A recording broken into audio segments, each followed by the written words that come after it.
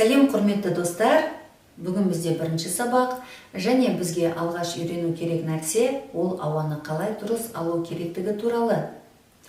Егер сіз ұзақ уақыт бойы ән айтып жүрсеңіз де, сіздің деміңізді жақсы деңгейде ұстап тұру өте маңызды. Өйткені сіздің жақсы ән айтуыңыздың 60% сіздің дұрыс тыныс алғандығыңызға байланысты. Егер дұрыс тыныс алмасаңыз, сіздің дауысыңыз жағымсыз естіледі. Біздің бүгінгі көрсететін жаттығуларымыз сіздің бәріңізге де қажет және пайдалы. Олай болса, қанекей достар, кірісейік. Мен сіздерге бүгін ауаны қайда алу қажеттігі туралы түсіндіріп өтейін. Ауаны ауызбен аламыз. Ауаны алған кезде біздің иықтарымыз көтерілмеу қажет. Ауаны алған кезде біздің диафрагмамыз жұмыс жасайды. Диафрагма дегеніміз не? Ол біздің өкпеміз бен ішімізді бөліп тұратын жұқа пердеше. Диафрагманы жұмыс жасата отырып, біз ішімізге пресс ұстатамыз. Ол біздің ішкі тыныс прессіміз деп аталады.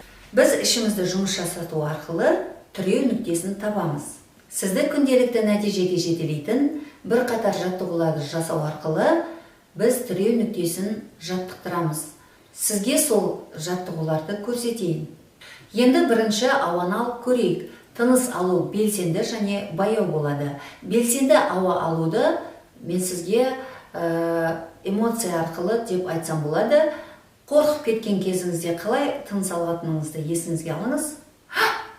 Міне, ішіміз мұнда жұмыс жасады. Біз қазір ауаны тез және көп алдық. Бұл ауаны алуды, мұндай ауаны алуды эмоционалды ауа алу деп атайық. Ал енді қымбатты достар, жаттығуларымызға көшейік.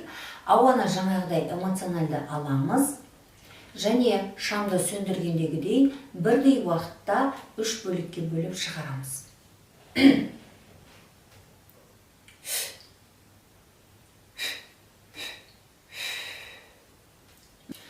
Міне, сіздер ауаны алған кезде иықтарыңыз көтерілмеуі қажет. Не?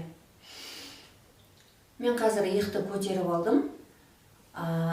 Енді иықты көтермей ішке аламыз. Не?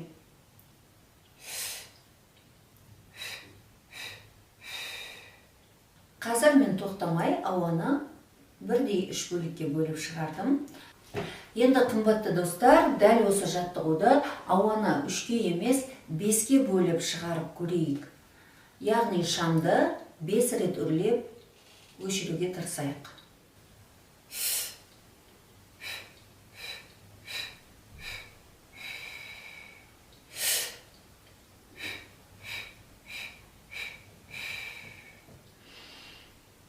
Егер сіз түсінген болсаңыз, осы жаттығуды видеоны тоқтатып қойып, және 15 рет жасап шығыңыз. Енді біздің келесі екінші жаттығуымызды жасау үшін бізге телефон керек. Таймерді қосып қойып, 3 минут уақытта сіз ауаны алып, осылай С дыбысын шығару арқылы жаттығу жасаймыз. Қазір көрсетейін. Қысқа ғана С дыбысын айтамыз. Және бұл С дыбысын айтқан кезде напормен ішті жақсылап жұмыс жасатамыз. Жаттығуды жасап жатқан кезде арасында тыныс алғанымыз байқалмау қажет.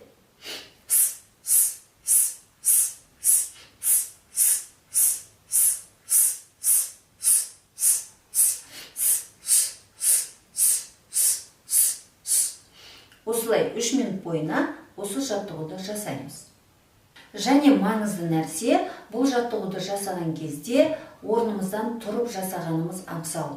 Және жаттығуды жасау барысында, егерде басыңыз айналатын болса, ол қалыпты жағдай деп түсініңіз. Егер басыңыз айналмай жасап жатсаңыз, сіз онда бұл жаттығудың жасалу барысын ұзартсаңыз болады. 10 минутқа дейін ұзарта түсеміз. Осылай достар, осы жаттығуды жасап отырып, өзіңіздің тыныс алу механикаңызды дамытыңыз. Ал енді келесі жаттығуымызды жасайық. Үшінші жаттығу біз жаңалы бері ауаны бірден алып жасаған едік, енді ауаны ауқымды қылып ұзағынан алып осы ш дыбысыменен жаттығуды жасап көрейік. Енді ауаны ауқымдалайық.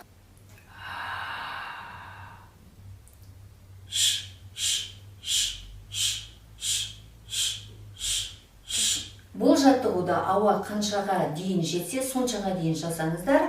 Қазір 8 рет жасадық, енді 15 ретке дейін жасап көрейік.